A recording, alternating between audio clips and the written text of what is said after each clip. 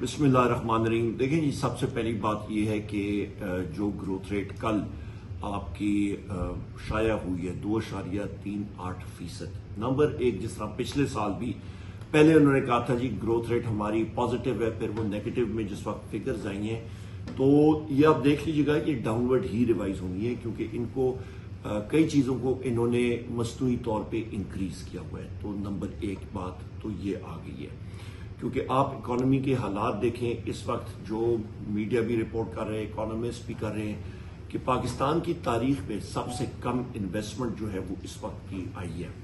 सबसे अहम बात यह है।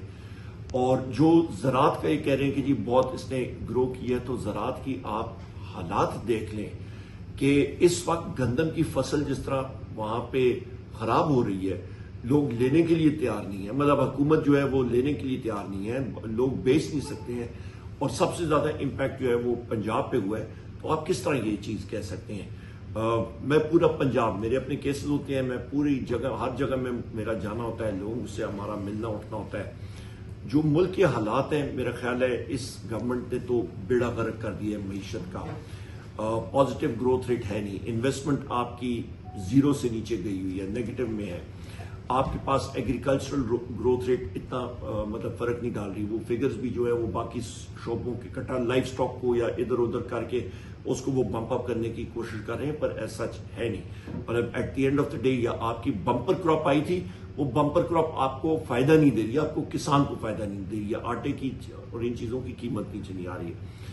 इसके साथ साथ अभी ये आपका चावल का क्राइसिस आने वाला है। चावल का क्राइसिस इसलिए क्योंकि जो पेट्रोलियम आपका पेट्रोल स्मगल होता है ईरान से पाकिस्तान में, उसकी पेमेंट वो चावल के जरिए करते हैं, तो चावल भी आपका स्मगल होकर निकल जाएगा, चावल का रेट भी नीचे नहीं आएगा।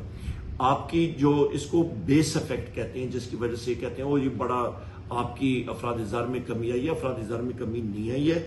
और अभी आप असलियत में देखेंगे कि आपकी वो अफराद-ए-ज़र कितनी इंक्रीज हुई है। आपका वो जो बता रहे हैं कि आपके अफराद-ए-ज़र या 45% की ग्रोथ रेट थी, वो ये कह रहे हैं जी कम हो गई है, वो फिर भी तेजी से बढ़ रही है और मजीद इन दिनों में बढ़ेगी, क्योंकि बैनुल-अक़वामी दुनिया में सबसे अहम बात ये आपकी सोचते हैं और आपके जो नाजरीन हैं और सुनने वाले हैं उनके मतलब समझने की ये है कि बैनुल-अक़वामी मंडी में तेल और इन चीज़ों की कीमतें कम हुई हैं, पर पाकिस्तान की आवाम को उसका फायदा वो नहीं पहुंचा, नंबर एक।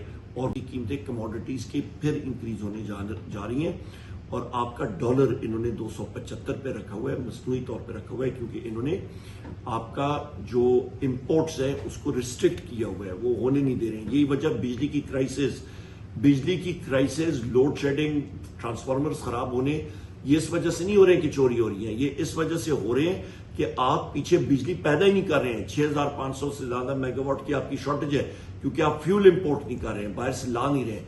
तो ये वो मेन वजूहात हैं जिसकी वजह से आपका कोई सेक्टर भी हुकूमत के कंट्रोल में नहीं है। हुकूमत की तरफ से हमारा क्या नहीं, उनका कोई वो वक्त के फौरन है, वो फिरौन की तरह वो आसमान के साथ वो बातें कर रहे हैं, और इंशाअल्लाह ताला वो पंजाब के अतर के इज्जत बिल के खिलाफ आज आपकी प्रेस रैली में भी साथी काली पट्टियां बांध के शिरकत कर रहे हैं, क्या कहें?